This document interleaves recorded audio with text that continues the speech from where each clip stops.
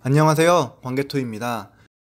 이번 3편에서는 지난 전쟁에 이어 태조가 물러날 때까지 이야기를 다루겠습니다.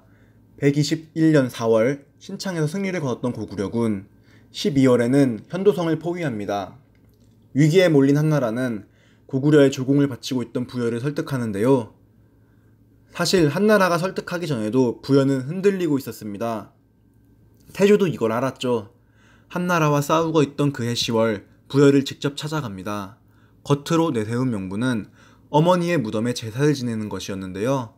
왜인지 모르겠는데 여기서 부여를 자극합니다. 가난한 백성을 위로하고 구호품을 나눠준 것이죠.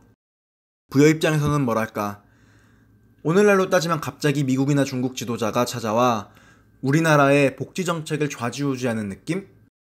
속국이 된 느낌이었을 겁니다. 이뿐만이 아니었습니다. 숙신의 사신이 부여로 찾아와 자주색 여우와 흰 매, 흰 말까지 바칩니다. 설상가상 태조는 기쁜 마음에 잔치까지 여는데요. 참 눈치 없는 일이었습니다. 10월에 일이 기분 나빴던 부여왕은 한나라의 설득에 넘어갑니다.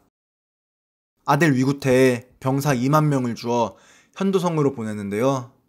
믿었던 부여에게 뒤통수를 맞은 고구려, 결국 군대를 철수할 수밖에 없었습니다. 이듬해 전열을 가다듬어 다시 한나라로 쳐들어갑니다. 그러나 이번에도 부여가 한을 도우며 요동정벌은 실패로 돌아갑니다. 이때가 태조의 나이 77세. 이후 태조는 한나라와 화해를 택합니다. 동북아엔 평화가 찾아왔지만 고구려 안에는 반란의 씨앗이 싹트고 있었습니다. 바로 실권을 장악한 태조의 동생 수성이 문제였죠. 태조 80년, 서기 132년, 반란의 이야기가 처음 나옵니다. 수성의 주변 가신들이 태자를 대신해 수성이 왕위에 올라야 한다고 부추기는 내용입니다. 자신의 지지 세력도 갖춘 수성, 이제 막무가내로 행동하는데요. 고령의 왕이 죽기를 기다립니다. 그러나 우리의 태조가 누굽니까?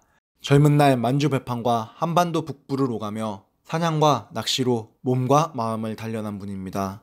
거기에 태조의 아버지 제사는 계산상으로 최소 71살의 아이를 낳은 분이고요. 장수 유전자에 운동까지 열심히 한 태조, 오래 살기 위한 환상의 조합을 갖췄었습니다. 그랬던 태조는 역시 90을 넘어 100세까지 사십니다. 태조보다 24살이나 어렸던 아우 수성도 이쯤 되면 초조해지죠.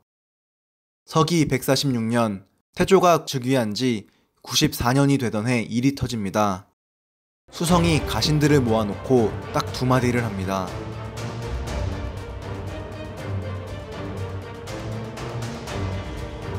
아주 노골적으로 반란을 획책한 것이죠. 이에 한 가신이 직언까지 합니다.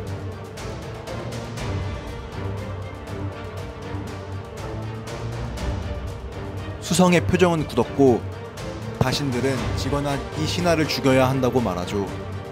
수성의 초조함을 아는지 모르는지 태조는 오랜만에 다시 한나라 공격을 명합니다.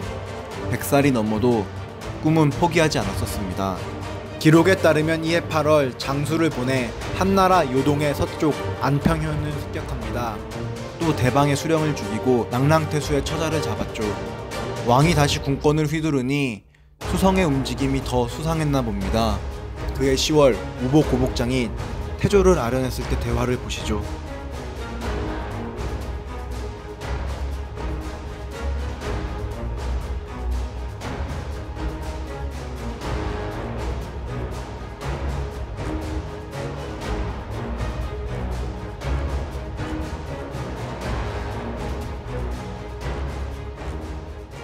결국 태조는 수성을 처벌하지 않았습니다. 오히려 그해 12월 태조가 수성을 불러 양위의 뜻을 전합니다.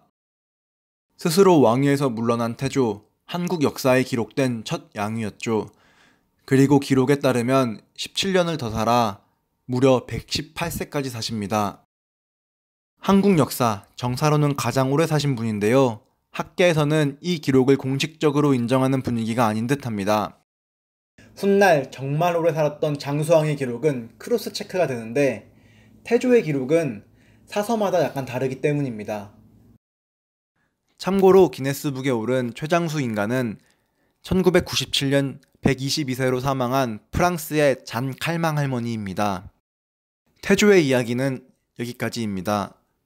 다음에는 제 유튜브 아이콘에 있는 왕 동천왕에 대해 이야기해볼까 합니다. 당시 중국은 삼국지의 시대, 한국에는 많이 알려져 있는 시대죠. 그러나 우리 고구려 역사는 잘 알려지지 않은 것 같아 다음에 소개해볼까 합니다. 영상이 마음에 드셨다면 구독과 좋아요 부탁드립니다.